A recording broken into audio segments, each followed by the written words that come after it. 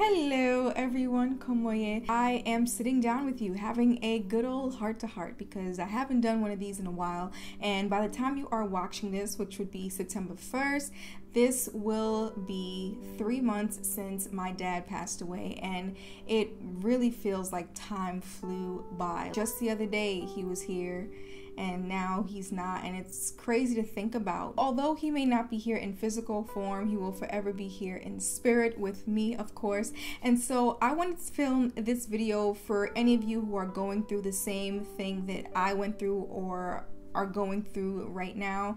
I am here to give you 7 tips on how to deal with the death of a loved one. And so without further ado, let's get started. Tip number 1 definitely has to be spending time with family and friends. They can help boost your morale, hopefully put a smile on your face, and they can possibly take your mind away from negative thoughts and things. With me and my sister were like super tight. We got super close, closer than we've ever gotten, to be honest. And like whenever I had a bad moment, she was there. Whenever she had a bad moment, I was there. And so we kind of leaned on each other. Having that support system is so important, especially dealing with loss. Tip number 2 has to be, for me, listening to inspirational words.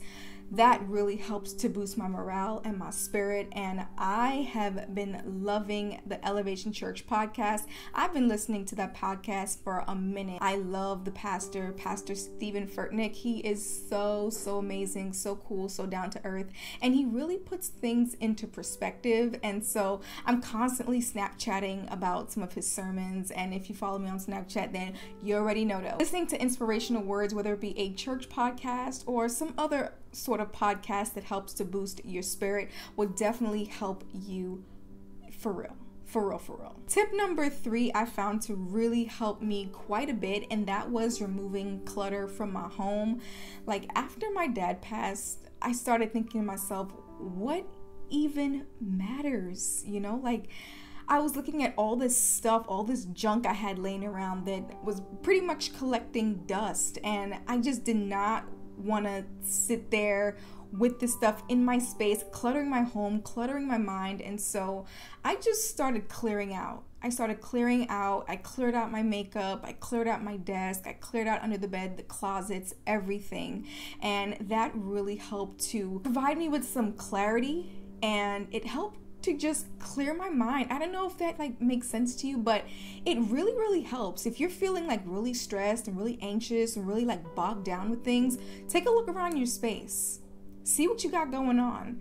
If you got a lot of stuff, maybe it's time to downsize. I've been actually going to H&M and donating all of my unwanted clothes. I get 15% off. So if you guys want to donate your clothes and get discounts while shopping, definitely try that out at H&M. It really helps not only the environment, it helps your mind, it helps your spirit. So I definitely recommend removing clutter and even changing up your space. By the way, let's just address the elephant in the room. I did sort of like change up the space. I wanted something more neutral, and I wanted something that was how you say goes with everything. I'll definitely be sure to film an updated room tour in the very near future. I'm just waiting to get a couple of more things, and then we will be good money. Tip number 4 definitely has to be spending time in nature. Alan took me to this really beautiful park in New Jersey,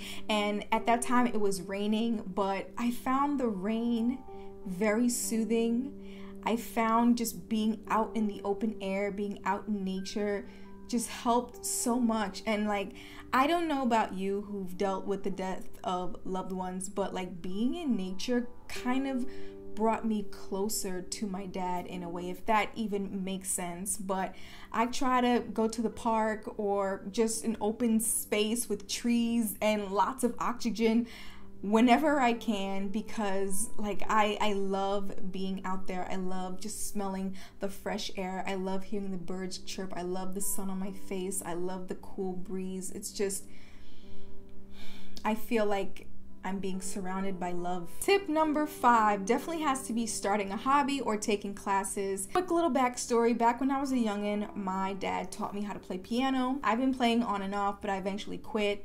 And a few months before he passed, he actually gave me his keyboard, and he, more than anything, wanted me to play piano so bad. And after he passed, I was kind of like, you know what, I really have to get back on this. And so I actually invested the money to actually take private piano classes. I take them every other week. I play and I practice on my keyboard as much as I can, and I know that when I play, he's smiling down on me from heaven, because more than anything, he just wanted me to play piano. Also, involving yourself in things that you want to do really helps to take your mind off of things and really helps you find a passion for something new. So I highly recommend doing something different, doing something you've never done before, maybe even doing something that scares you. You never know what can come out of that. Tip number 6 would have to be working out. A few months after my dad passed away, I told my homie, Live Naturally Love here on YouTube, and you know, she really sympathized and empathized with me. She contacted me. She was like, hey girl, let's do some yoga. So we ended up doing yoga